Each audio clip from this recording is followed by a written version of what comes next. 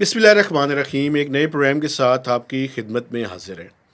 पाकिस्तान की पॉलिटिक्स और पाकिस्तान की इकॉनमी आपस में लाज़िम व मलज़ूम है, जुड़ी हुई हैं, बिल्कुल सख्त किस्म की जुड़ी हुई हैं। तो वैसे तो वो जुड़ी हुई हैं, लेकिन आप कह रहे हैं जुड़ी हुई हैं।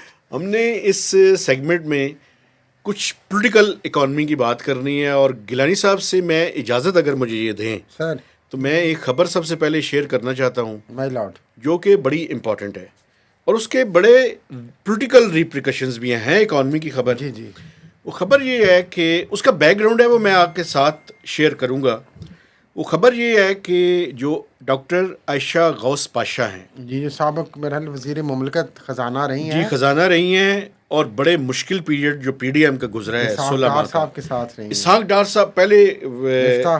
मिफ्ता थे, फिर इसहाक डार साहब आए, तो उनके साथ वो रही हैं।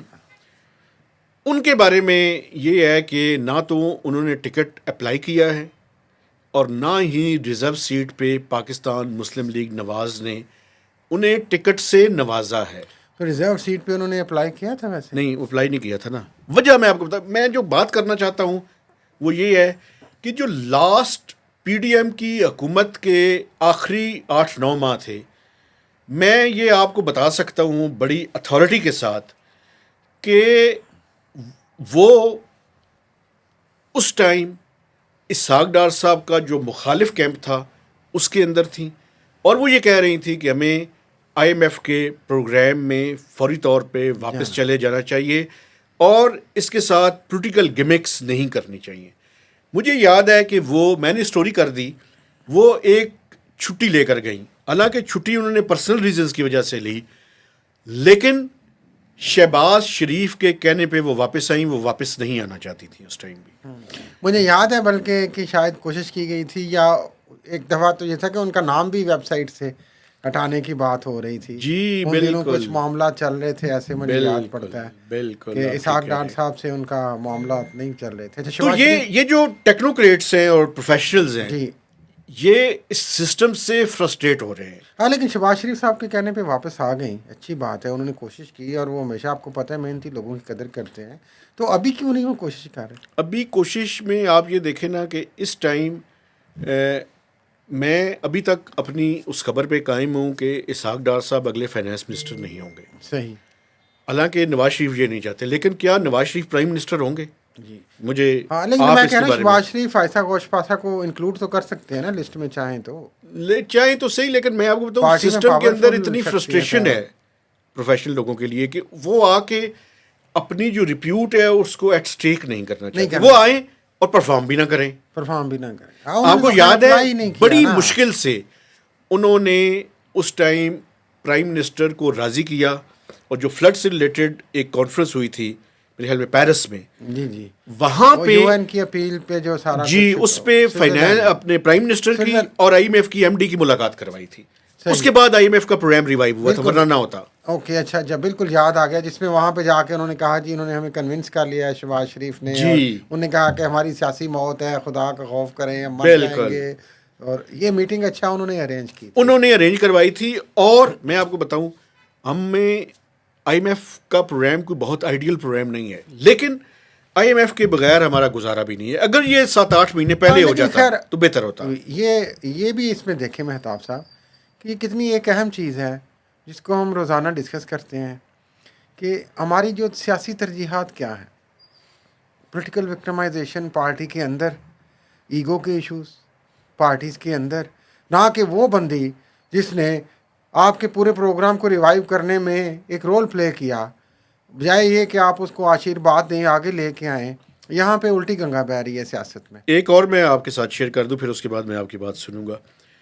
एक मिनिस्टर ऑफ स्टेट थे, उनका स्टेटस था, और वो ब्यूरोक्रेट साहब का तारिक बाजवा, जी जी, वो भी इसहाक डार साहब के राइट हैंड समझे राइट जाते हैंड थे। है। आजकल भी वो जो फाइनेंस की चीज़ें हैं उनके बारे में वो बड़े एक्टिव हैं, और लगता ये है कि अगला सेटअप अगर इलेक्शंस हो गए तो तारिक बाजवा जो साबिक گورنر اسٹیٹ بینک اور چیئرمین FBR اور سیکرٹری اسپیشل فائنانس، اسسٹنٹ رہے ہیں وہ اس کے ساتھ. جی وہ MOS کی حیثیت سے منسٹری آف فائنانس میں ہوں گے اگر PMLN کا سیٹ اپ الیکشن جیتنے میں کامیاب ہوا تو. MOS means minister of state. Minister of state کا اسٹیٹس ان کا ہوگا، صحیح. وہ پہلے بھی کیونکہ انجوائے ایڈوائزر وہ لگا سکتے ہیں نا، ان کے پاس قابل اعتماد ساتھی ہیں اسحاق ڈار کے، وہ قریبی ساتھی ہیں ہاں بالکل. جی، تو اس لیے وہ ان کے ساتھ رہیں گے. لیکن ایک اور صاحب ہیں جن کا نام ہے طارق پاشا.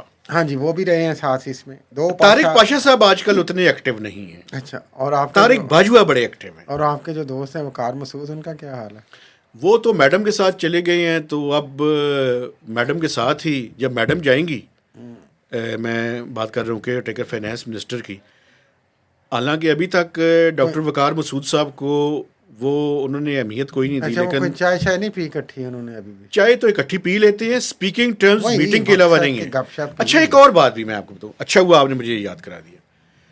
ایک اور خبر بھی ہے، میں اپنے دیکھنے والوں کو یہ دینا چاہتا ہوں، یہ بڑی امپورٹنٹ ہے.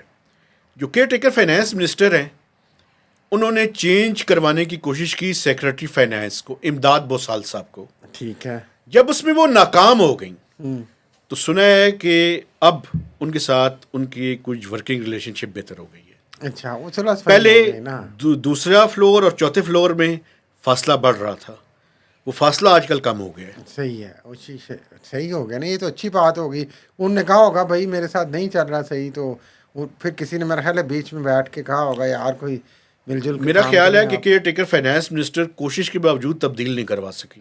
ہاں پھر لیکن آپ پھر کو بھی پتہ ہے یہ بیوروکریٹس بڑے پاورفل ہیں. ہاں جی. اور پھر نگران سیٹ اپ میں تو آپ کو پتہ ہی ہے کہ کیا چلتا ہے. لیکن خیر یہ چیزیں وہی بات، سیاسی ترجیحات، ذاتی ایشوز، ایگو کے ایشوز، پسندیدگی کے ایشوز، اور یہ چیزیں بدقسمتی سے ہماری جو ورکنگ ریلیشن شپ ہے اس کو بہت زیادہ افیکٹ کرتی ہیں پاکستان میں، چاہے وہ ایڈمنسٹریشن ہے، چاہے وہ سیاسی ایڈمنسٹریشن ہے، یا چاہے وہ سرکاری ایڈمنسٹریشن ہے، کوئی بھی ہو. یہ ایک بدقسمتی ہے. لیکن میں جاتے جاتے آپ سے یہ سوال کرنا چاہ رہا ہوں، آپ نے بلکہ یہ خبر بھی دی تھی کہ جو استحکام پاکستان پارٹی ہے اس کو تھوڑا بہت استحکام سنا ہے اب مل رہا ہے PMLN کے ساتھ ایڈجسٹمنٹ کر کے. تو نواز لیگ والے کچھ سنا ہے کہ 8-10-12 سیٹوں پہ راضی ہو رہے ہیں کہ وہ ان کو ایڈجسٹ کر لیں. تو کچھ لوگ تو کہتے ہیں کہ یہ بیسیکلی تو ظاہر ہے اکاموڈیٹ کرنا ہے ان شخصیات کو، چونکہ یہ عمران خان کے خلاف اٹھ کھڑی ہوئیں اور وہ بازو بنیں پاکستان کے پاورفل بڑے گھر کے، اور اس لیے ان کو ایڈجسٹ کرنا ہے. لیکن کچھ لوگ سیاسی طور پہ تو کہہ رہے ہیں ظاہر ہے صدقے خیرات کی سیٹیں ہیں یہ، کیونکہ IPP جس طریقے سے آئی تھی اور وہ کہہ رہے تھے کہ جناب ہم ہیں نیم البدل پاکستان تحریک انصاف کا، تو اگر وہ نیم البدل تھے، میرا سوال آپ سے یہ ہے، اور عوام ان کے ساتھ تھی، تو پھر یہ 10-11 سیٹوں پہ تلے منتیں کیوں کر رہے ہیں جا کے PMLN کی؟ بھائی آزادی سے الیکشن لڑیں، آزادی سے الیکشن اور لڑ کے لوگوں جیت نہیں سکتے نا. تو ان کو اپنی جو سیاسی اوقات ہے وہ پتہ چل جائے. پتہ چل جائے گی، وہ جیت نہیں سکتے. دیکھیں یہ پالیٹکس جو ہے نا، یہ میرج آف کنوینئنس ہے. جی. تو دونوں سائڈس کا ان کے لیے تو میرج آف کنوینئنس ہوگی، لیکن PMLN کے لیے نہیں ہے.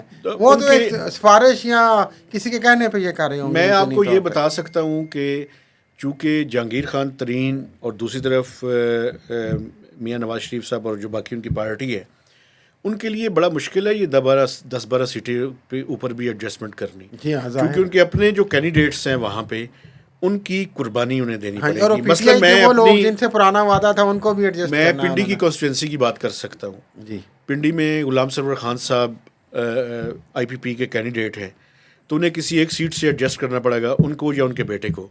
تو جو PMLN کے کینڈیڈیٹس ہیں وہ سفر کریں گے، وہ اس ٹائم زیادہ اسٹرانگ نظر آ رہے ہیں، لیکن ان کو ایک سیٹ دینی پڑے گی ان کو.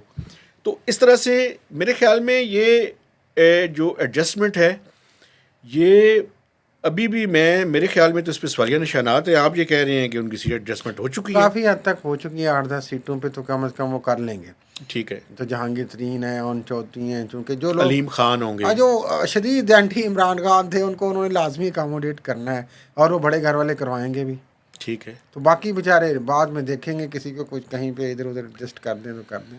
چلیں اسی کے ساتھ آپ سے اجازت لیتے ہیں. گزارش یہ ہے کہ آپ نے میکسیمم لوگوں کے ساتھ ہماری اس کاوش کو شیئر کرنا ہے، لائکس کر رہے ہیں، اور جو آپ کے ذہن میں ہے ان آئیڈیاز پہ بھی کمنٹس کرنے ہیں. ایک بات میں آپ سے کرنا چاہتا ہوں، آپ کے سوالات کے لیے ہم کافی عرصے سے جوابات نہیں دے رہے، اب کوشش کریں گے کہ کسی ایک دن چاہے وہ پالیٹکس سے ریلیٹڈ ہو یا اکانومی سے ریلیٹڈ ہو صرف پروگرام سوالات کے اوپر کیا جائے.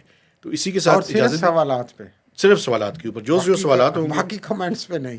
ہاں کمنٹس تو اجازت ہے اس ہاں کو جو لوگوں کوئی کی وہ کمنٹس تو کرنا چاہیں اس دل پہ کی ہم بات نہیں ہے، وہ بولتے. جس طرح مرضی کہہ سکتے ہیں. نہیں ہمارے دیکھنے والے بڑے محترم ہیں، ہمارے لیے بڑے قابل ہاں عزت. صرف نہیں، ایک گزارش ہے ویسے کہ وہ عزت اور احترام کے ساتھ کمنٹس کریں تو بڑی مہربانی ہاں ہوگی. نہیں کوئی بات نہیں، اگر وہ نہیں بھی کرتے تو یہ بھی ان کی چوائس ہے. ٹھیک ہے تو اسی سے اجازت جس دیجیے. طرح کا ہمارا معاشرتی سیاسی ماحول ہے اس میں ہر کوئی، میرا خیال ہے ہر کسی کو اجازت ہے وہ اپنا کھل کے اظہار کرے، اپنا آپ بتائے وہ کیا ہے. جی بالکل، تو اجازت دیجیے. اللہ حافظ.